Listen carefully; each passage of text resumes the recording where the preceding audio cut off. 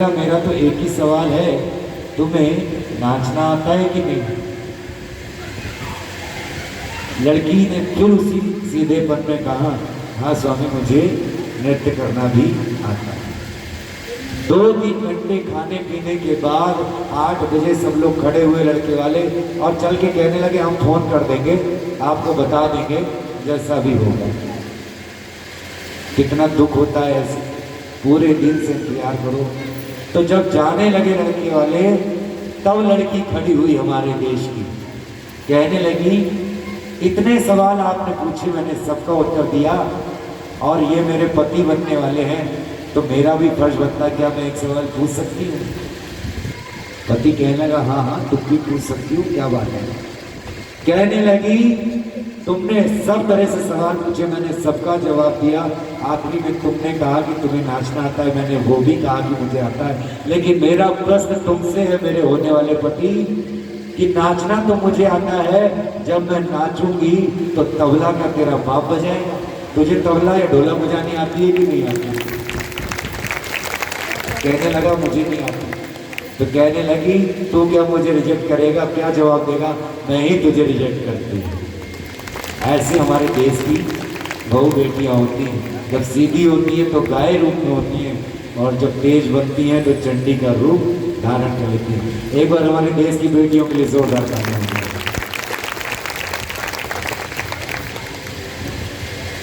आइए कथा में चलते हैं। यशोदा मैया परेशान हो गई कि कौन सी ने मार दियो टोना, मेरो मचले श्याम सलोना। परेशान हो गई, सभी सखियों ने कहा यशोदा रानी कोई आया था क्या? बोली हाँ एक बाबा आया था सांप बिच्छू लटका के, मैंने तो उसके दर्शन नहीं कराए। सखियों ने कहा बस यशोदा रानी वही बाबा इस तुम्हारे लाला का रोना ठीक कर सकता है। यशोदा रानी गई दौड़ते हुए और देखा कि बरगद के वृक्ष के नीचे भोले बाबा बैठे हैं, हाथ जोड़ के मना के लिए बाबा गलती हो गई, एक बार मेरे घर चलो और मेरे लाला के दर्शन कर दो। भोले बाबा आए हैं और लाला रो रहे थे, जैसे ही भोले बाबा की गोदी में दिए, लाला तो खिलखिला के हंस पड़े। जैसे ही हंसने लगे, यशोदा रानी ने तुरंत छीन के अपने पास ले लिया, और जैसे ही ले लिया फिर लाला रोने लगे। फिर भोले बाबा के पास जाते हैं, चुप हो जाते हैं, और यशोदा रानी ले लेती है तो फिर रोने लगते हैं। यशोदा रानी ने हाथ जोड़ के कहा बाबा कुछ ऐसा कर दो कि मेरे पास आके भी चुप रहे। तब भोले बाबा ने कहा कि एक काम करो यशोदा रानी, अपने घर के महल में मेरा एक मंदिर बनवाओ, और जब लाला को स्नान करवाना तो उसका बहता हुआ जल मेरे शिवलिंग पे ही गुजरना चाहिए। और तब से ही गोपेश्वर नाथ का एक मंदिर भी बना है वृंदावन में, अगर आप जाएंगे। गोपी बन गए थे ये गोपेश्वर नाथ जी महाराज भी ये कहलाते हैं, भोले बाबा को बहुत नाम है, और ऐसा मंदिर भी बना। तब जाके लाला शांत हुए। 1 वर्ष के हो गए कन्हैया। एक बार की बात है, मैया ने कन्हैया को दुग्ध पान कराया और गोद में लिटा रखा था। तभी तृणावत नाम का एक राक्षस आ गया बवंडर के रूप में। कन्हैया ने देखा कि मामा जी ने एक और राक्षस भेज दिया। बवंडर जाते हो ना हम लोग, हवा का बवंडर होता है। कन्हैया कहने लगे अब क्या किया जाए, मैया ने मुझे गोद में लिटा रखा है। तो दुग्ध पान करते हुए अपना वजन इतना बढ़ा लिया कि मैया को लेना भारी पड़ गया। मैया कहने लगी आज मेरो लाला भारी है गए, देखिए दूध यानी ज्यादा पी लियो। अब बताओ दूध पीने से कभी बालक भारी होता है, लेकिन मैया के मन में बात जम गई। मैया कहने लगी लाला लगता है आज तेने दूध ज्यादा पी लियो है, एक काम कर तू यहाँ पर खेल, मैं तब तक घर के कछु काम काज निपटाएंगे। इन बच्चों को साथ कराइए जो उधर दौड़ने भागे।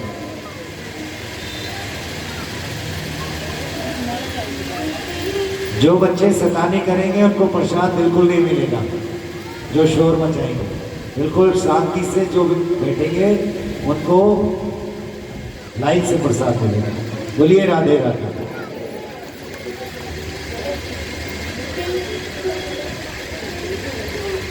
मैया कहने लगी लाला तू यहाँ पे बैठ, मैं घर का कुछ काम काज कर लेती हूँ। कन्हैया चाहते थे कि मैं अकेला हो जाऊं। कन्हैया अकेले हो गए तो तनावत तूफान बन के आया और कन्हैया को पीठ को उठा के आकाश में ले गया। आकाश में ले गया तो कन्हैया ने तो पहले पूरे ब्रिज का चक्कर लगाया। क्यों? कन्हैया सोचने लगे कि आगे चल के इस ब्रिज में चोरी भी तो करनी है माखन की, तो क्यों ना पहले से निरीक्षण कर लिया जाए, और असली चोर वही है जो पहले निरीक्षण कर ले। तो कन्हैया ने पूरी ब्रिज की गलियों का निरीक्षण कर लिया, और जैसे ही तृणावत ब्रिज की सीमा से बाहर जाने लगा तो कन्हैया ने अपना वजन पुनः बढ़ाना आरंभ किया। इतना वजन बढ़ा लिया, धूमो निधाय तम गोपी विस्मिता भार पीड़िता, उसको पीड़ा होने लगी और पलट के देखने लगा कहीं मैं जल्दबाजी में कोई काला पत्थर तो नहीं उठा के ले आया। जो पलट के देखा तो कन्हैया बोल पड़े 1 साल के, अरे दुष्ट, ये मेरे भक्त दुनिया वाले तो पत्थर में भी मुझको देखते हैं और तू मुझ साक्षात में भी पत्थर को देख रहा है। चल मैं तेरी खोपड़ी अभी पत्थर से ही फोड़ता हूँ। और जो एक झटका दिया ऊपर से तो धड़ाम से तृणावत गिरा है और गोविंदाय नमो नमः। कन्हैया लीला भी करते जा रहे हैं और 1 साल के होते होते 3 राक्षसों को भी ऊपर पहुंचा दिया।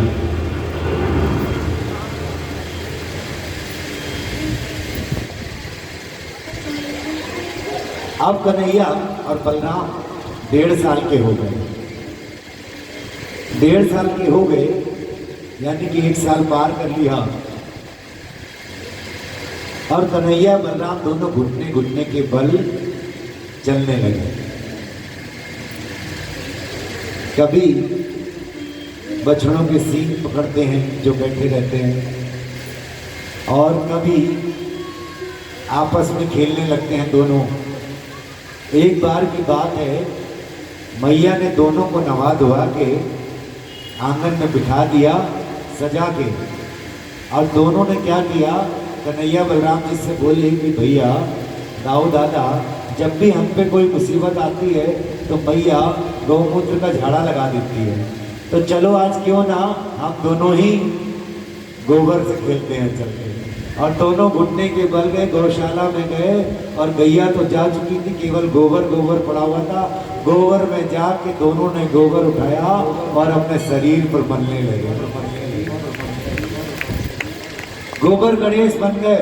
मैया आई, मैया ने देखा कि दोनों मेरे बालक कहाँ गए, और जो गौशाला में देखा तो दोनों के दोनों गोबर गणेश बने।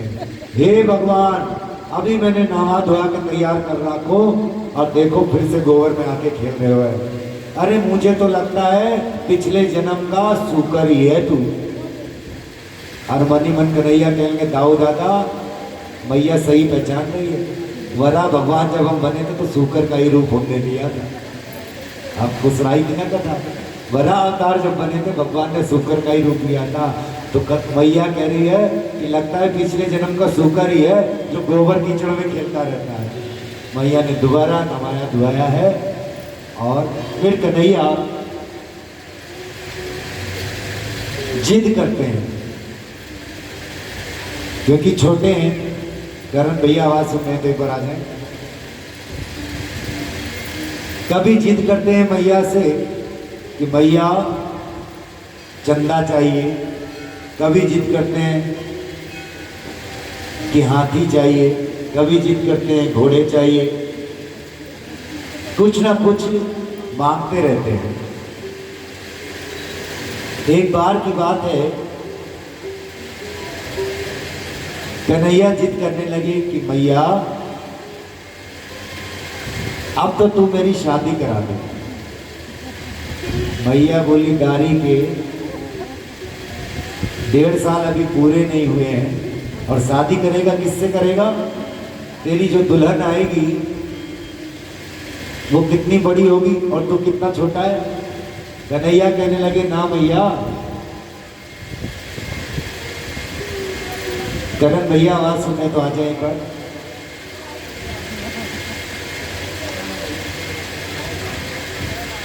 कन्हैया कहने लगे भैया मोको बड़ी दुल्हन नहीं चाहिए, मुझे तो छोटी सी दुल्हन चाहिए जो मेरी जेब में आ जाए और मैं उसको लेके गैया चराने जाया करूँगा।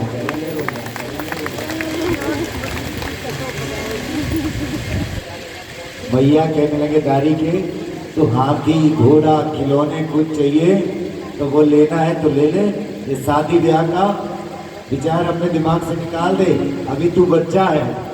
लेकिन कन्हैया नहीं माने और जिद करने लगे। क्या, आइए सुनते हैं तोतली भाषा में मैया से जिद करने लगे।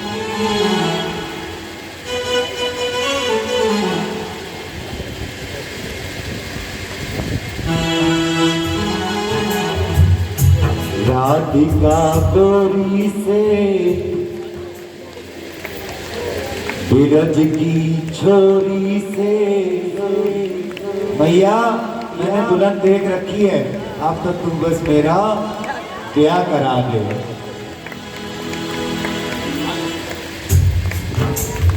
आइए सुनते हैं किस तरह तोतली भाषा में कन्हैया मैया से जिद कर रहे हैं। जय हो।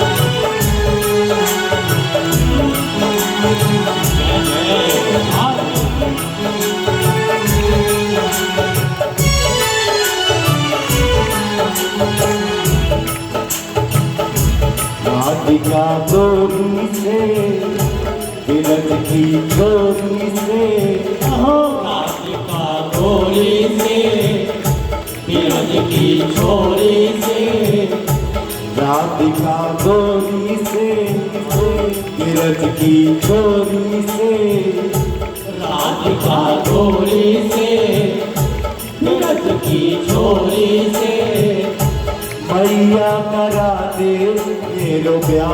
राधिका गोरी से बिरज की छोरी से, मैया करा दे मेरो प्यार।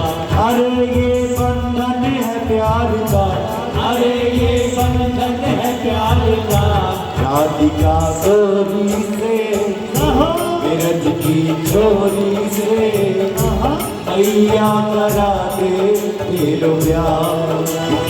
गोरी से बिरज की छोरी से, मैया करा दे मेरो प्यार। तो मैया पता क्या बोली सुंदरी के, उम्र तेरी छोटी है नजर तेरी खोटी है, उम्र तेरी छोटी है नजर तेरी खोटी है, कैसे करा दूं तेरा ब्याह। राधिका गोरी से बिरज की छोरी से, मैया करा दे मेरो ब्याह।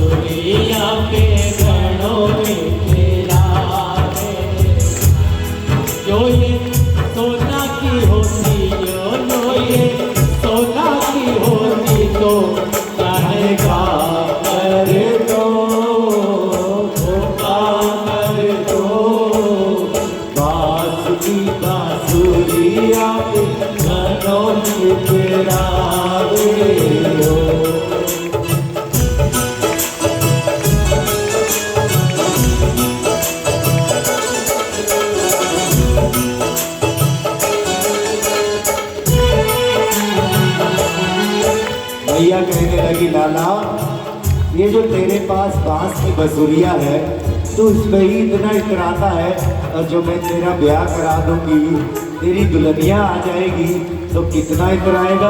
तो मैं तो तेरा ब्याह चाहे कराऊंगी तू कछु कर दे। तो मुंह बुला लिया कन्हैया ने और गुस्से में बोलते हैं, भैया सुन ले, अगर तैने मेरा ब्याह नहीं कराया तो मैं क्या करूंगा। जो नहीं ब्याह करावे तेरी भैया ना ही चलाऊं। जो नहीं ब्याह करावे तेरी भैया ना ही चलाऊं।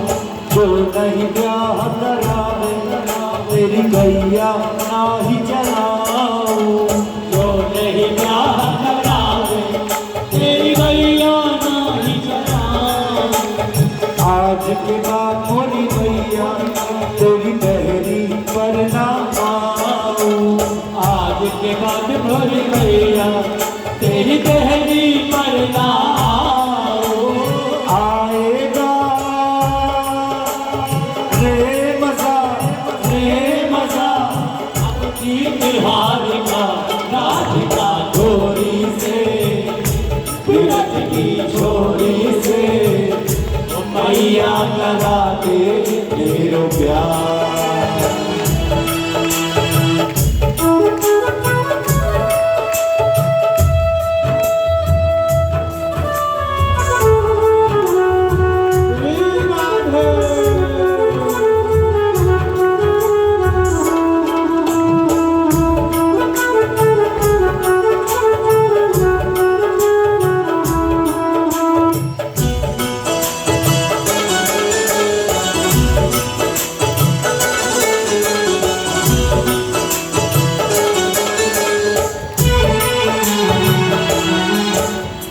भैया कहने लगी, अच्छा कान्हा एक बात बता, यदि मैं तेरा ब्याह करा दूंगी तो तू क्या करेगा।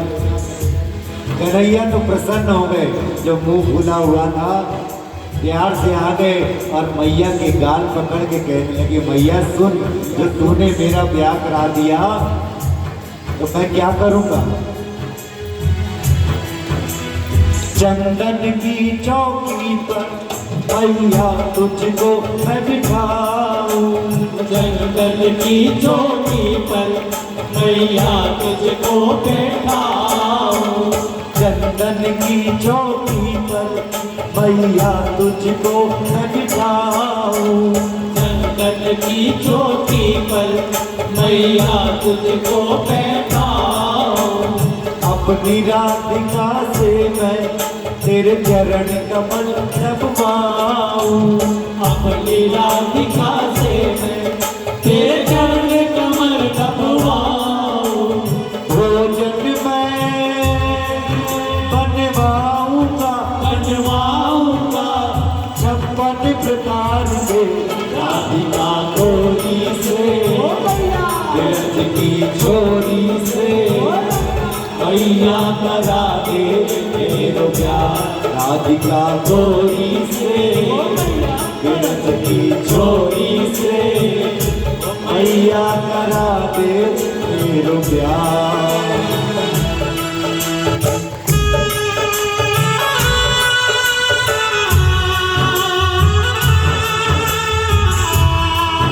जय हो।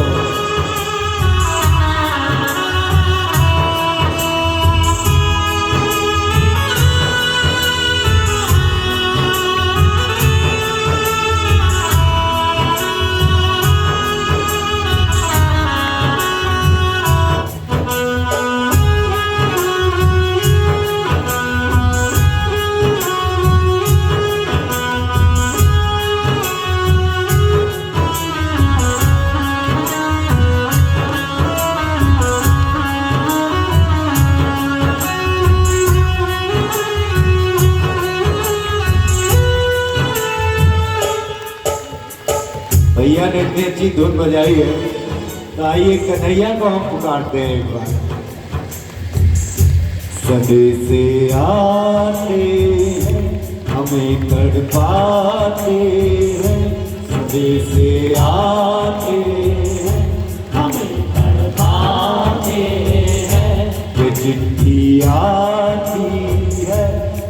ऊंची जाती है, आती है, ऊंची जाती है। मेरे कान्हा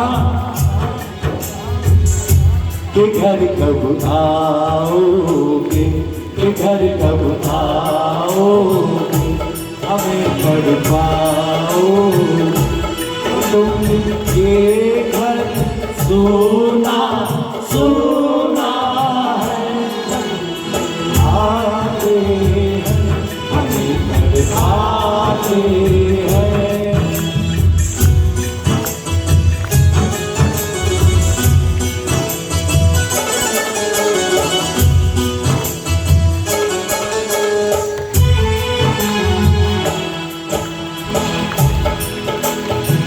मैया से कहने लगे कि मैया तू मेरा बस ब्याह करवा दे, मैं तो तेरी इतनी सेवा करूंगा कि तू सोच भी नहीं सकती। तो मैया कहने लगी क्या सेवा करेगा तू मेरी? तो कन्हैया तोतली भाषा में एक छोटी सी बात और मैया से कहते हैं, छोटी सी दुल्हनिया जब अंगना में डोलेगी, छोटी सी दुल्हनिया जब अंगना में डोलेगी, छोटी सी दुल्हनिया जब अंगना में डोलेगी, छोटी सी दुल्हनिया जब अंगना में डोलेगी, तेरे सामने मैया वो घूंघट ना खोलेगी, तेरे सामने भैया वो घूंघट ना खोलेगी, दाऊ से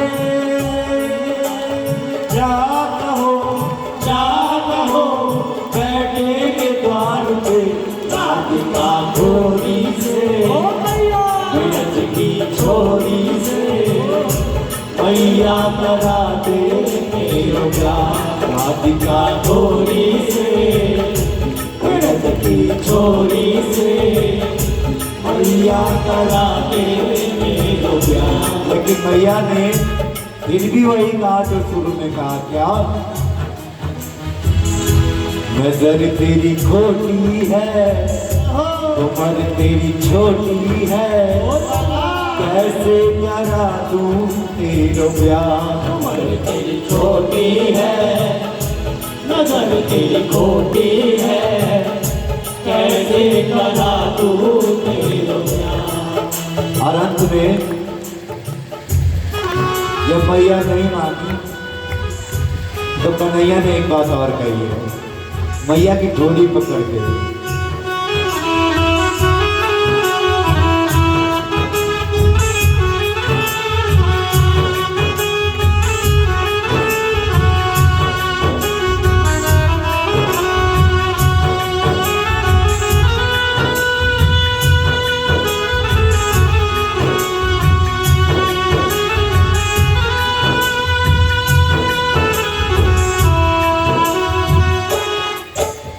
और एक बार अपने अपने माता पिता को याद कीजिए और मुझे भी मेरी माँ याद आ गई, क्योंकि आज जो कुछ भी मैं हूँ अपनी माँ की बदौलत हूँ। मेरे पिता तो बचपन में ही मुझे छोड़ के चले गए थे, लेकिन मेरी माँ ने ऐसे संस्कार दिए जो आज आपके सामने मैं कथा कह रहा हूँ।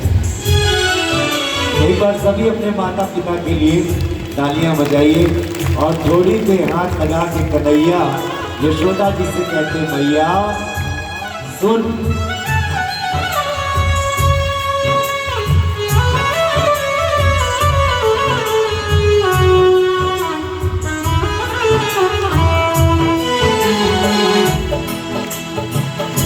तू कितनी अच्छी है, तू कितनी भोली है, तू कितनी अच्छी है, तू कितनी भोली है, प्यारी प्यारी है ओ माँ,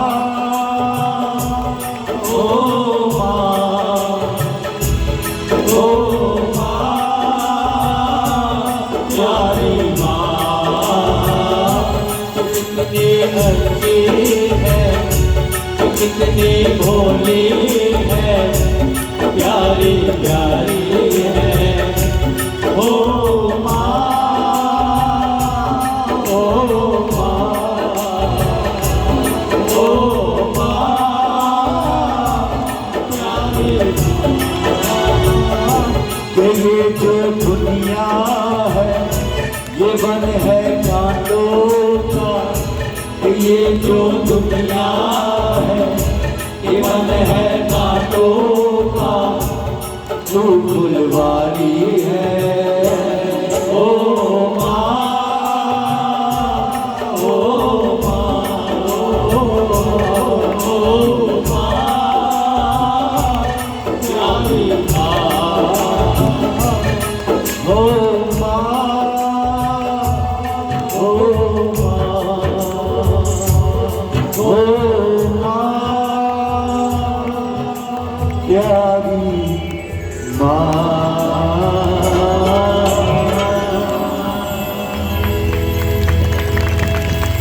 दुनिया में सब कुछ मिल जाता है लेकिन माँ दोबारा नहीं मिल सकती, इसलिए जहाँ तक हो सके अपने माँ की, पिता की सेवा करो। पत्नी, मकान, घर, बच्चे, गाड़ी, बंगला सब जीवन में मिल जाएगा लेकिन माँ कभी नहीं मिलेगी। बहुत सुंदर बात लिखी है भजन में आगे, दुखन लाग है, दुखन लागी है माँ तेरी अखियां, दुखन लागी है माँ तेरी अखियां, दुखन लागी है माँ तेरी अखियाँ, मेरे लिए तो जागी है तू सारी सारी रतियां, मेरी निंदिया पे अपनी निंदिया पे तूने वारी है। हो माँ, ओ माँ, ओ माँ। और कैसी होती है माँ? अपना नहीं तुझे तुझे तुझे सुख दुख कोई, अपना नहीं तुझे सुख दुख कोई, मैं मुस्काया तू मुस्काई, मैं रोया तू रोई, ओ मेरी निंदिया मेरे हंसने पे मेरे रोने पे तू बलिहारी है। हो माँ,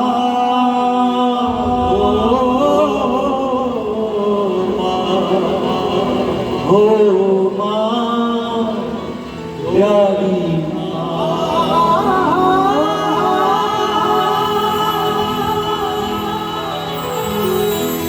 आइए आगे नहीं गाऊंगा क्योंकि मैं खुद ही रोने लगूंगा और मेरे आंसू आगे तो कथा कौन सुनाएगा। हाथ खड़ा करो सभी लोग, मेरे बदले कौन यहाँ पे आके कथा सुना सकता है? चलिए कोई बात नहीं, हास्य विनोद की बात है। आइए कथा में प्रवेश करते हैं। कन्हैया मैया के साथ इसी तरह धीरे धीरे खेल रहे हैं, बड़े होते हैं। उधर वासुदेव जी को याद आया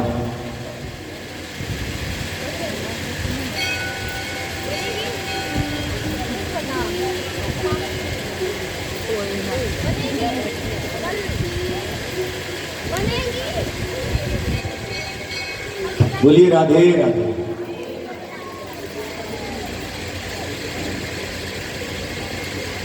हमारे कन्हैया तो गोकुल में पल रहे हैं, लेकिन कन्हैया के असली माता पिता कौन है? देवकी और वासुदेव। बेचारे वासुदेव जी मथुरा में सोचते हैं कि आज मेरा लाला, आज मेरे दोनों लाला, दोनों बालक 1 वर्ष से ज़्यादा के हो गए होंगे, ना जाने उनका क्या नाम रखा होगा। तो मथुरा में रहने के कारण उन्होंने मथुरा के जो पंडित जी थे, गर्गाचार्य जी, उनको बुलाया और वासुदेव जी ने कहा कि सुनो गर्गाचार्य जी, आप गोकुल चले जाओ, वहाँ पर मेरे 2 लाला हैं और वहाँ जाके आप उनका नामकरण कर दो जाके। गर्गा जी ने कहा ठीक है। गर्गाचार्य जी चल पड़े और जैसे ही गोकुल पहुंचे नंद बाबा के महल, तो नंद बाबा ने भव्य स्वागत किया।